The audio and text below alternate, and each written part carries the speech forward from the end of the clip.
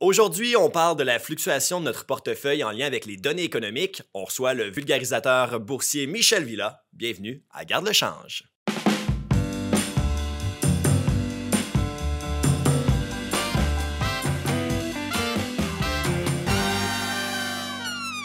Samuel Nadeau, content que tu sois là encore une fois. Pareillement. Michel Villa, même chose. Hey, ça me fait plaisir. Merci beaucoup pour l'invitation. Ben, merci à toi d'avoir accepté. Et on va commencer ça avec une question très vague, là. Oui. Comment est-ce qu'on réagit à une donnée économique?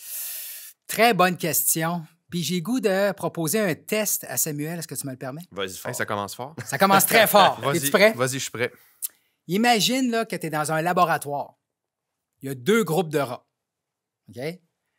Lors de la première journée, le premier groupe de rats reçoit 10 décharges électriques à l'heure.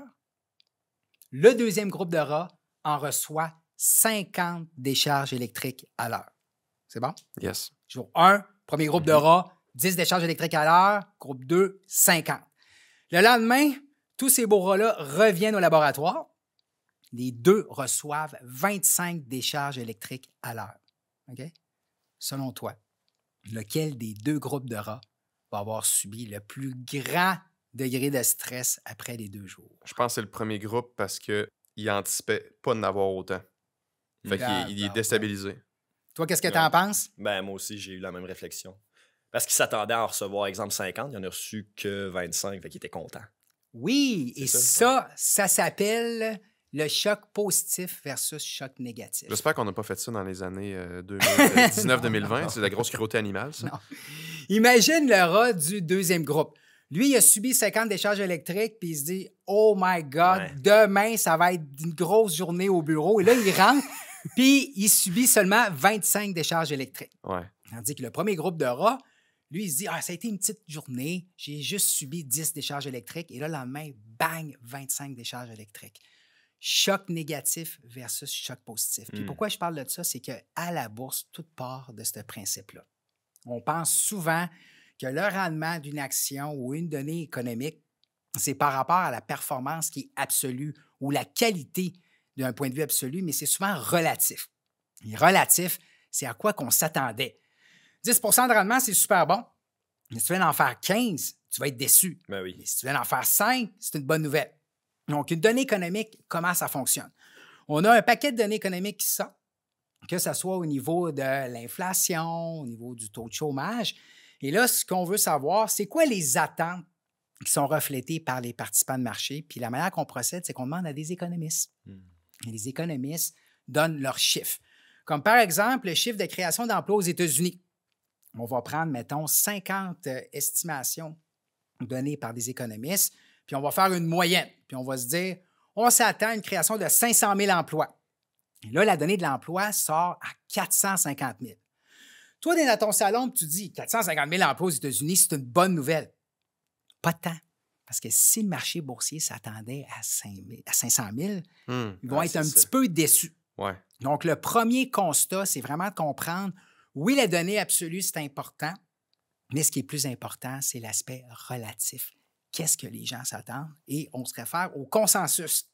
Et c'est la même chose. Quand une compagnie publie des résultats financiers, on va comparer les bénéfices par action, les ventes, les marges par rapport à ce qu'on s'attendait. Les compagnies, est-ce qu'ils font des fois du... tu sais, mettons, ils savent que leur vente va atteindre, admettons, 100 millions, Oui. mais ils vont dire, hey, on prétend faire 80 millions, tu sais, pour comme... Pour pas être déçu. comme pour dépasser leur Oui. objectif. Ils font-tu beaucoup ça? Oui, Ou c'est des tendances par rapport à des types d'entreprises? ça s'appelle gérer les attentes. OK. Il ne faut pas oublier que les dirigeants d'entreprise sont rémunérés comment? Oui, ils reçoivent une paye, mais c'est souvent le cours de l'action qui va faire la différence à travers le temps parce qu'ils ont des options. Une option, c'est quoi? C'est le droit que tu as à acheter l'action à un prix X. Par exemple, tu as des options d'acheter l'action à 50. Donc, ton objectif, c'est que tu veux que ton action grimpe au-dessus de 50 pour exercer cette option-là d'acheter C'est ça. des actions. L'action est rendue à 100 pièces. C'est ça. Puis là, tu as une option qui dit, ben moi, je peux en acheter à 50. Absolument. Fait que là, tu fais 100 de rendement. Tout à fait. Donc, la rémunération des dirigeants, c'est basé souvent sur l'octroiement des options, puis c'est payant quand l'action monte. Le dirigeant, lui, a tout intérêt à gérer les attentes puis mettre la barre qui est relativement très basse. D'ailleurs, Jack Welch, l'ancien chef de la direction de General Electric, qui est vraiment là, une sommité là, dans le domaine, dans le passé, Lui, il s'assurait toujours pour battre juste une petite affaire, les attentes là, qu'on appelle de la rue, de street en anglais. Donc, la rue, là, c'est la communauté financière. Puis en battant les attentes, les investisseurs sont comme contents. Puis ils veulent... Ce gars-là sait où il s'en va. Oui, absolument.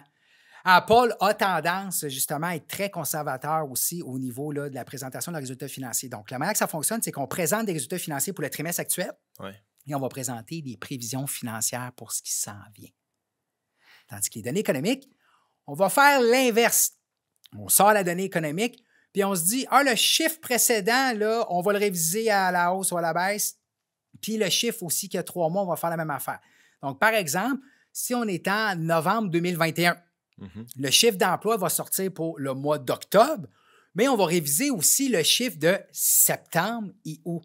Et ça, ce que ça fait, ça devient très compliqué de savoir, ça va avoir l'air de quoi la donnée économique, puis en plus, comment que les gens vont réagir. C'est ça. Mais en plus que c'est juste dans le passé.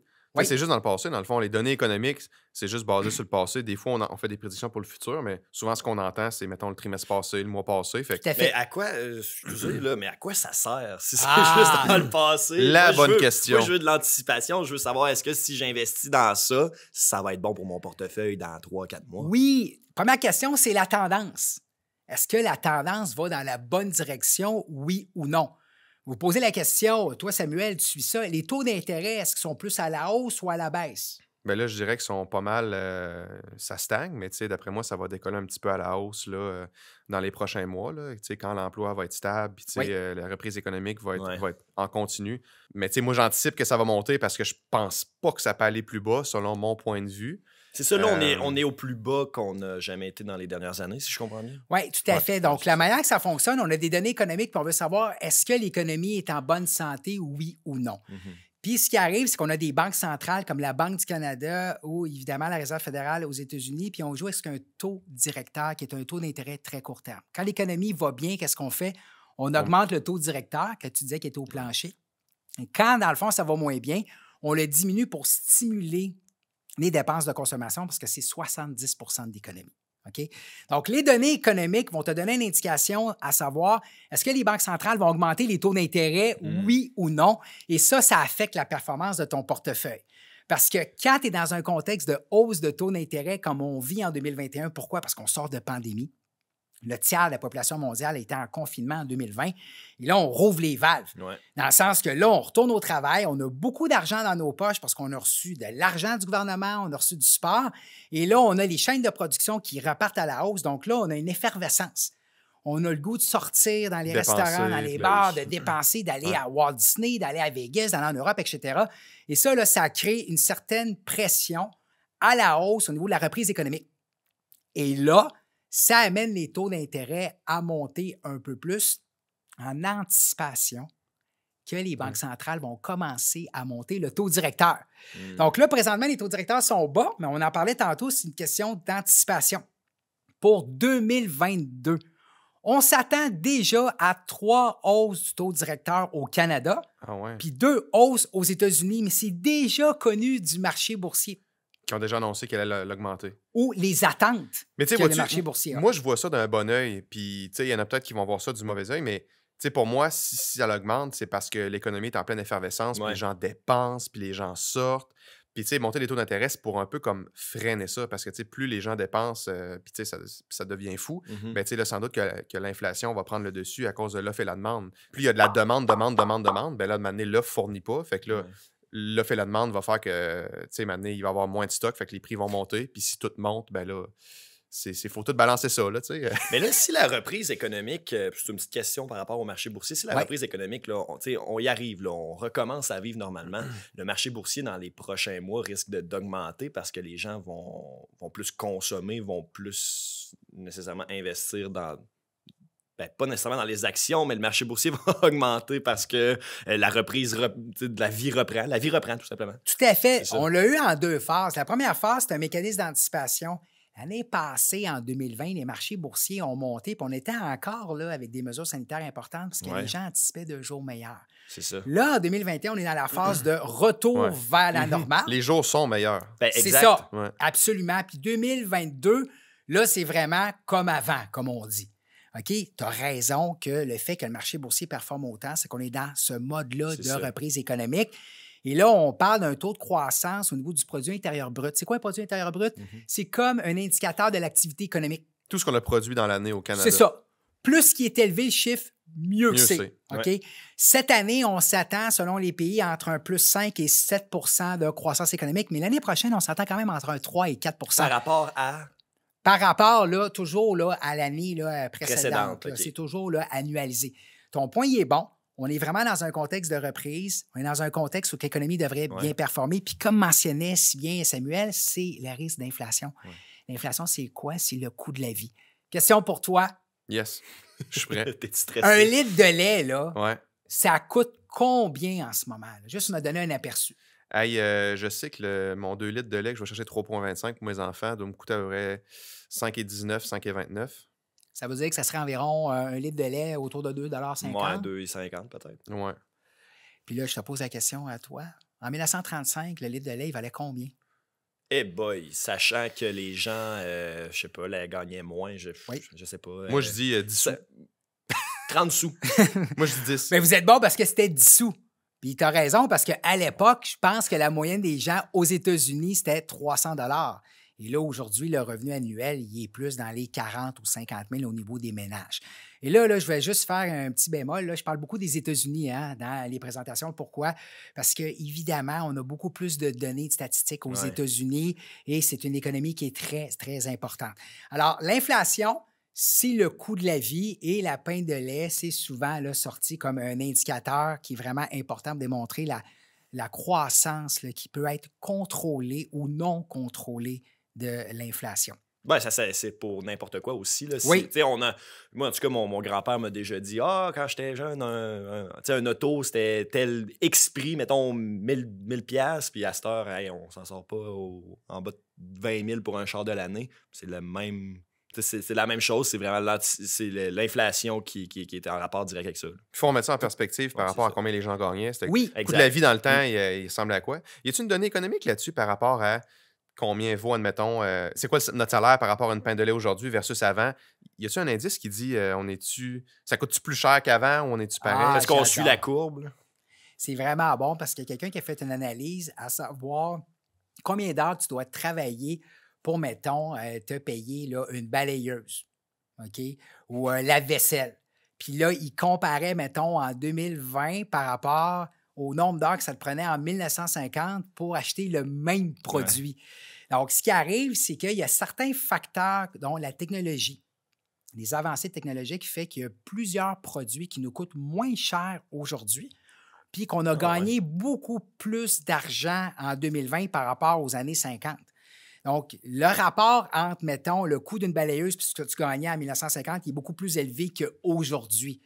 Donc, la globalisation, la compétition, l'accès à la technologie, l'automatisation fait qu'il y a un paquet de secteurs d'activité qui fait que les coûts sont vraiment à la baisse. Moins cher qu'avant. Tu sais, une télévision là, à 48 pouces, là, moi, je me rappelle un de mes amis il y a 10 ans, là, hey, viens chez nous, je vais te montrer ça, 2000 $. Aujourd'hui, là, ça t'en coûte vraiment moins cher. Ouais. Et ça, là, c'est l'inverse de l'inflation. C'est de la déflation, où ce que tu vois qu'il y a une diminution au niveau des prix. Alors, l'inflation, augmentation. Déflation, c'est l'inverse. Et il y a beaucoup de produits qui nous coûtent moins cher. Le vêtement, ça nous coûte moins cher. Ah ouais, qu'avant? Tout ce qui est le côté électronique. Je vous dirais que le facteur le plus important de l'inflation, savez-vous, c'est quoi? C'est l'immobilier. Dans des lectures d'inflation, environ le tiers de la lecture, c'est l'immobilier, le coût de ton loyer. Et c'est ça qui est le facteur le plus déterminant. Mais c'est le plus gros volume d'argent aussi, on va se le dire. C'est très, très, très important. Est-ce que tu dis que l'immobilier, mettons, ton logement coûte plus cher comparé à avant ou moins cher? Bien, c'est juste que dans le calcul de l'inflation, l'augmentation du coût de l'immobilier, c'est lui qui a beaucoup plus d'impact au niveau de ton inflation. C'est ça, si ta maison montait de 20 bien, ça reste que si quelqu'un qui va acquérir cette maison-là, ça va lui coûter plus cher. Oui. Fait que tu es rendu là, ben là, il y a moins d'argent. Fait que tu sais, là, maintenant, tout se balance, là, tout doit monter pour arriver au niveau d'avant. Ouais, okay. J'ai l'impression que les années à venir, là, j'ai l'impression que les rendements boursiers vont être meilleurs qu'ils n'ont jamais été. Tu sais, avant, on parlait d'un rendement, un bon rendement moyen, 8-9 %, c'était bon. On dirait qu'aujourd'hui, dans les rendements boursiers, on peut plus s'attendre à du 12 à 20 par année en termes de croissance. J'ai l'impression que tout va plus vite aujourd'hui. Puis le fait que le taux d'intérêt est bas, Oui. ben, ça l'amène beaucoup plus les gens à emprunter pour investir, avoir un effet de levier, les entreprises à développer des projets puis à emprunter. Fait que j'ai l'impression qu'on est comme vraiment sur une grande tendance où le marché boursier va vraiment monter dans les prochaines années. Puis moi, j'anticipe beaucoup ça. Toi, je ne sais pas ce que tu en penses. Bien, un des points que tu avances qui est très intéressant, je vais prendre l'angle différent, là, c'est par rapport aux obligations. Évidemment, pour la plupart des gens, on a un portefeuille qui est équilibré. Par exemple, 50 en actions, 50 en obligations. Évidemment, une obligation, c'est quoi? C'est une dette qu'un gouvernement ou une municipalité va mettre en circulation pour se financer pour différents projets, puis ils vont donner un taux d'intérêt qu'on appelle un coupon. Dans un environnement de faible taux d'intérêt, toi, tu es un investisseur, tu te dis, OK, mon côté plus obligation, il ne me donne pas beaucoup d'intérêt. Qu'est-ce que je fais? Je vais aller ailleurs. Je vais aller du côté action. Ce qui arrive, c'est que la relation entre action et obligation, on appelle ça une prime de risque. Oui, la bourse, c'est plus volatile, ça fluctue, c'est plus risqué, mais ça donne plus de rendement. Alors, il y a une expression en anglais que je vais traduire qui s'appelle TINA. There is no alternative. Tu n'as pas vraiment d'alternative au fait qu'on a des taux d'intérêt vraiment bas. Tu t'en vas où? Bien, les crypto-monnaies, les arts, le marché boursier. Et ça, ce que ça fait, c'est que ça amène les évaluations boursières beaucoup plus riches par rapport au niveau historique pour les marchés boursiers. Et les gens courent un peu après le rendement.